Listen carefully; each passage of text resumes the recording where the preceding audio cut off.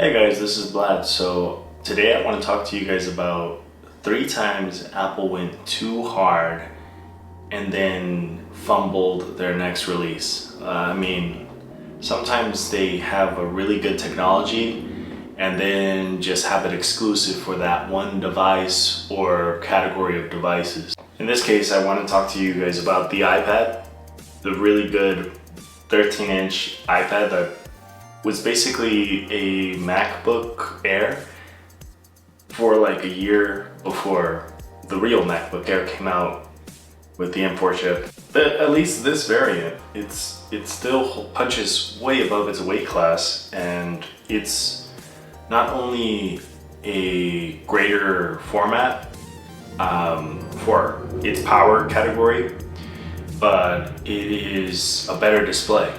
And that's our first technology, tandem OLED display, which is basically 2 OLED panels slapped onto each other and wired in a way to where you have 1,000 nits peak brightness, or if not, I think it's 1,200, some tests. That's remarkable for a company that later on sold IPS displays with mini LED technology, which is okay, but you still have that blooming. And frankly, before my current OLED monitor, I was using my iPad in sidecar to monitor any videos or use as a reference display.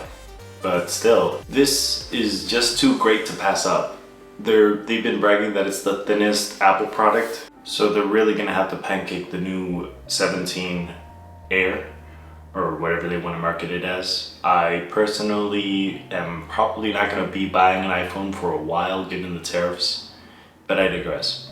The next technology I want to talk to you guys about is Wi-Fi 7, and this protocol is so advanced that you could basically have a full duplex system. I may be getting into the weeds, but it's basically sending and receiving information at the same time, probably using different bands. I haven't really delved into it, but it's already available on the 16 lineup, and of course it's going to be available on the 17 lineup, but it wasn't even introduced into the MacBook Air lineup, let alone the Pro, so-called Pro lineup.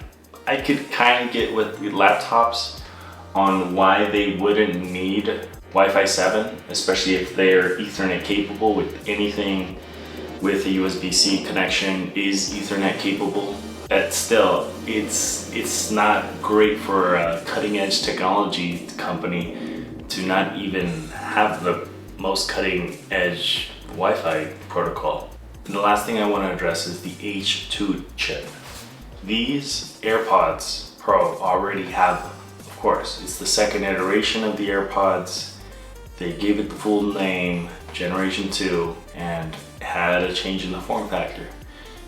When they had the opportunity to update the AirPods Max, they didn't give it an H3 chip, not even an H2. All they changed was the port that is now lossless capable, yay! But this one's lossless capable whilst being wireless. How does that make any sense? Maybe they have state-of-the-art chip on there. And also, it doesn't even improve on battery life. Battery life has been the same. Though I remember in 2018, I had battery life on my Skull Crusher headset. I don't remember the exact model, but I had battery life that was upwards of 30 hours. That was way back when. Have we not advanced in like 7 years? I mean, I could see why Apple likes to have a stronghold on their really good products with cutting edge technologies. That way they only go to that said product.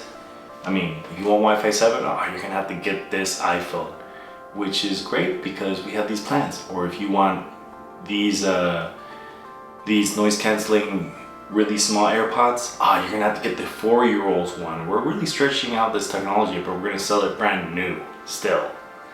There's no discounts. It's either discontinued but never discounted.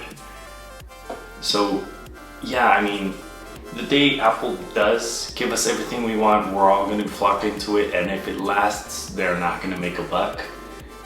At the same time, I think services is all that they have going for them, especially during this tariff situation. I would like to see Apple have a better outlook on their technologies that they want to introduce, but if they're not introducing much technologies, if all they're doing is changing a little bit of the screen size, then why even come out with a phone? Oh yeah, because the sheep just keep buying.